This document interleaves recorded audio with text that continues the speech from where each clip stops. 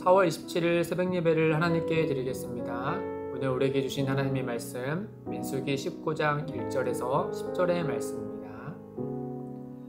여호와께서 모세와 아론에게 말씀하여 이르시되 여호와께서 명령하시는 법의 율례를 이제 이르노니 이스라엘 자손에게 일러서 온전하여 흠이 없고 아직 멍이 매지 아니한 붉은 암송아지를 내게로 끌어오게 하고 너는 그것을 제사장 엘르아셀에게 줄 것이요 그는 그것을 진영 밖으로 끌어내어서 자기 목전에서 잡게 할 것이며 제사장 엘르아셀은 손가락에 그 삐를 짚고 그 삐를 회막 앞을 향하여 7번 뿌리고 그 암소를 자기 목전에서 불사르게 하되 그 가죽과 고기와 피와 똥을 불사르게 하고 동시에 제사장은 백향목과 우슬추와 홍색실을 가져다가 암송아지를 사르는 불 가운데 던질 것이며 제사장은 자기의 옷을 빨고 물로 몸을 씻은 후에 진영에 들어갈 것이다. 그는 저녁까지 부정하리라. 송아지를 불사른 자도 자기의 옷을 물로 빨고 물로 그 몸을 씻을 것이라. 그도 저녁까지 부정하리라. 이에 정결한 자가 암송아지의 죄를 거두어 진영 밖 정한 곳에 둘지니 이것은 이스라엘 자손 회중을 위하여 간직하였다가 부정을 씻는 물을 위해 간직할지니 그것은 속죄의 죄니라. 암송아지의 죄를 거둔 자도 자기의 옷을 빨 것이며 저녁까지 부정하리라. 이는 이스라엘 자손과 그 중에 거류하는 외인에게 영원한 율례니라. 아멘. 오늘 말씀은 시체를 접촉한 자들을 정결케 하는 데 사용할 재를 만드는 과정을 우리에게 말씀해 주고 있습니다. 이 고대 이스라엘이나 또 고대 근동 지역에서는 이 죽은 시체와 접촉하는 일을 매우 부정하고 또 심각한 오염을 일으키는 것으로 생각했습니다. 생각해보면 고대 이스라엘뿐만 아니라 현재를 살아가는 우리나라에도 이와 같은 일이 아직도 남아있죠. 예를 들어서 장례식장에 임산부가 오면 안 된다. 또 장례식장에 다녀온 후에 결혼식장에 가면 민폐다. 또 중요한 시험이나 일이 있다면 부정을 타니 장례식장에 가면 안 된다. 또 어떤 일을 해결하기 위해서 이 부정을 해결하기 위해서 소위 액땜하기 위해서 어떤 소금을 뿌리는 것들 우리가 흔히 또 접하고 있지 않습니까? 어쨌든 간에 지금이나 예나 죽음이라는 것은 사람들에게 반가운 것이 아니다 보니까 되게 부정한 것으로 여기곤 했습니다. 이 이스라엘 사회에도 마찬가지였던 것이죠. 그러나 하나님께서 오늘 우리에게 이스라엘 백성들에게 죽은 시체를 접촉하여 부정하게 된다고 한 요점은 이 부정에 있지 않습니다. 오히려 정결에 있는 것이죠. 하나님께서 이스라엘 백성들에게 이르시기를 내가 거룩하니 너희도 거룩하라 라고 말씀하시지 않았습니까?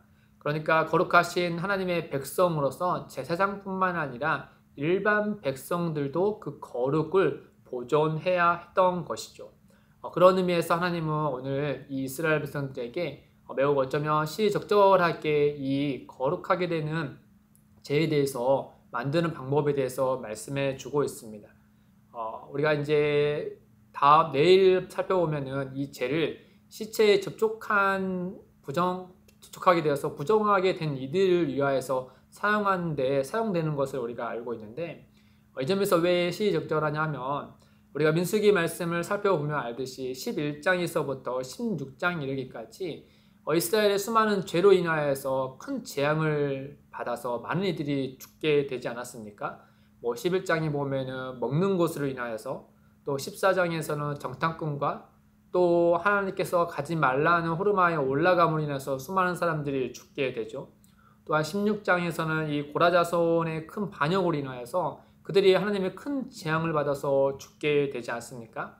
그래서 그때를 우리가 한번 상상해 보면은 이스라엘 지형이 죄로 인하여서 죽는 이들이 상당히 많이 있음을 우리가 상상할 수 있겠죠. 그러니까 가족들 가운데 또 지인들 가운데 또 그 지파들 가운데 이렇게 죽은 시체들이 있을 수 있다라는 것을 우리가 상상할 수 있을 것입니다.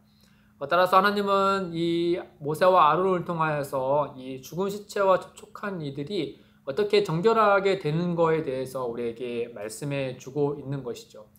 그런데 오늘 우리가 살펴본 말씀을 보면은 일반적인 제사와 조금 사뭇 많은 점에서 다르다는 것을 볼 수 있습니다.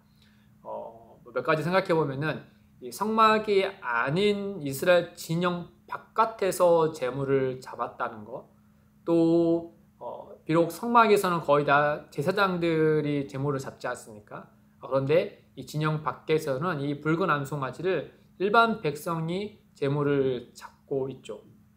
또한 제물의 부위를 각을 뜯지 않고 전부 불사르거나 또는 백향목과 우슬초, 홍색슬도 같이 불에 태워서 던졌다는 것들, 여러 가지 면에서 일반적으로 성막 안에서 이루어지는 제의적인 것과 사뭇 다르다는 것을 알 수 있습니다.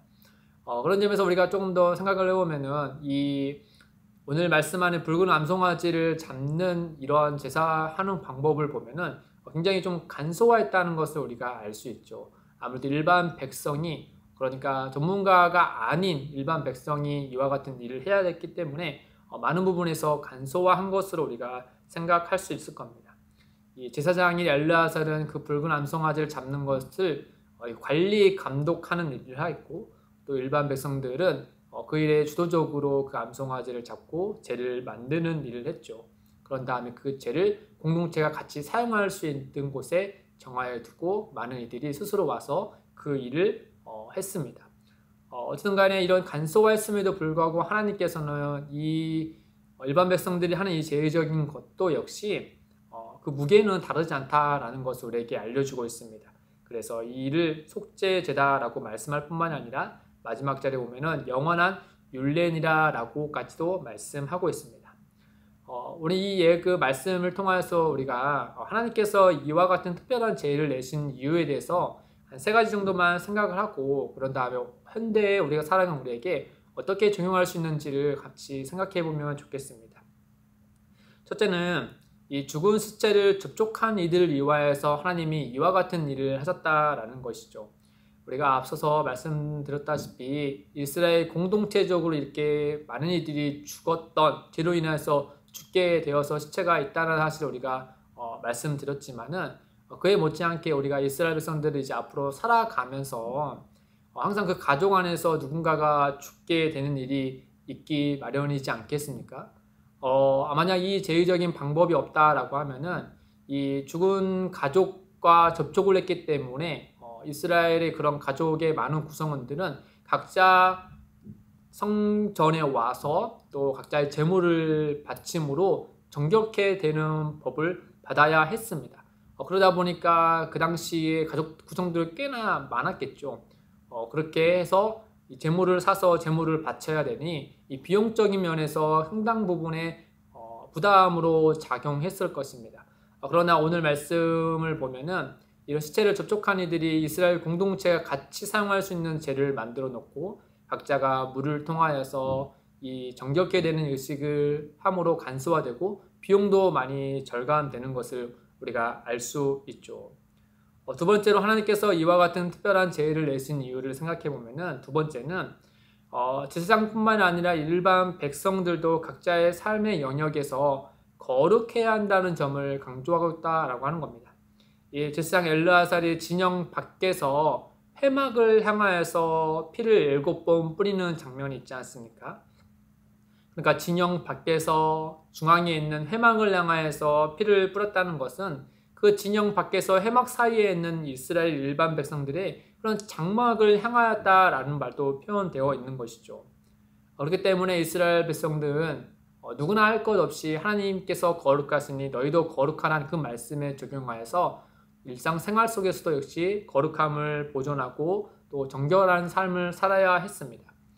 마지막으로 하나님께서 이와 같은 특별한 제의를 하신 이유에 대해서 생각해 보면은 일반 백성들도 제사에 직접 이 제의적인 것에 적극적으로 참여했다는 점을 우리가 눈여겨볼 만합니다. 이 일반 백성들 제사에서 굉장히 중요한 역할을 감당했죠. 엘르아살은 지켜보고 관리할 뿐, 그 암송아지를 직접 죽이고 불로 태우는 것은 일반 백성들이었습니다.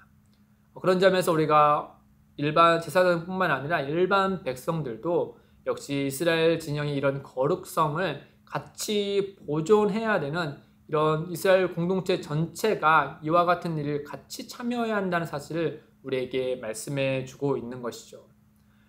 사랑하는 성도 여러분, 이 말씀은 당시에 있던 고대 이스라엘 사람들에게만 해당되는 것이 아니라 현대를 살아가는 오늘 우리에게도 역시 같이 적용될 수 있는 부분이 있습니다. 물론 우리가 시체를 접촉하는 것을 또 제의적인 행동을 해야 한다는 것은 아닌 걸 알고 계시죠. 예수 그리스도 안에서 이 모든 일이 아름답게 잘 성취되어 있지 않습니까? 히브리서 9장 13절과 14절에 이렇게 말씀하시죠. 염소와 황소의 피와 및 암송아지의 죄를 부정한 자에게 뿌려 그 육체를 정결하게 하여 거룩하게 하게 하거든 하물며 영원하신 성령으로 말미암아 흠없는 자기를 하나님께 드린 그리스도의 피가 어찌 너의 양심을 죽은 행실에서 깨끗하게 하고 살아계신 하나님을 섬기게 하지 못하겠느냐 라고 말씀하고 있습니다. 따라서 우리는 과거에 있던 이스라엘 백성들과 같이 이런 제의적인 일을 하지 않아도 됩니다. 다만 하나님께서 민수기에서 이 이스라엘 백성들에게 내신 제의적인 목적과 그 의미를 오늘 예수 그리스도 안에서 살아가는 오늘 우리에게 같이 연결하여서 생각해 보면 우리가 어떻게 살아가야 되는지를 보다 분명하게 알 수 있게 되는 것이죠.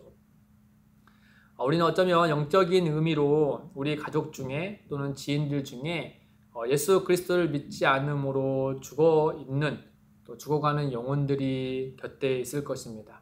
우리는 그들을 위하여서 기도하고 또 복음을 전해야 하는 것이죠. 사도 바울은 고린도전서 7장에서 분명히 이렇게 말씀합니다. 믿지 아니하는 남편, 아내, 자녀가 믿는 가족들을 통해 거룩하게 될 것이다 라고 말이죠. 어떻게 거룩하게 되겠습니까? 그들을 위하여 기도하는 성도, 또 그들에게 복음을 전하는 성도, 또 그들 앞에서 하나님의 거룩성을 드러내는 성도로 말미암아 하나님의 그 은혜가 나를 통하여서 그 믿지 않는 죽어가는 그 영혼들에게 하나님의 크신 은혜를 그들에게도 내려게 하는 것이죠. 더불어서 우리는 가족뿐만 아니라 우리가 살아가는 그 일상 속에서 하나님의 그 거룩성을 드러내는 존재로서 살아갈 때 하나님은 우리의 삶을 통하여서 영광 받으실 것입니다. 그와 같은 은혜의 삶을 살아가시기를 주님의 이름으로 축복드립니다. 함께 기도하겠습니다.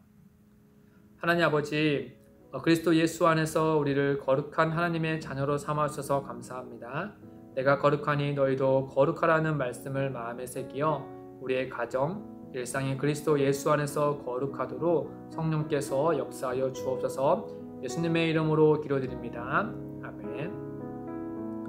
오늘도 두 가지의 기도 제목을 두고 기도하겠습니다. 첫째, 세상 속에서 거룩한 부르심을 받아 살아가는 성도로서 매사에 거룩을 추구하며 하나님의 영광을 드러내게 하소서.